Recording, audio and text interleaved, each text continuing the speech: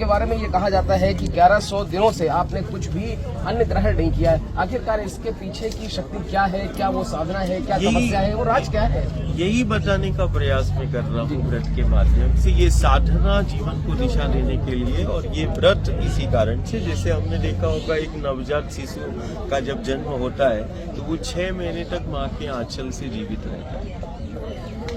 वो किसी भी प्रकार का कोई अन्न द्रव्य पदार्थ नहीं लेता है।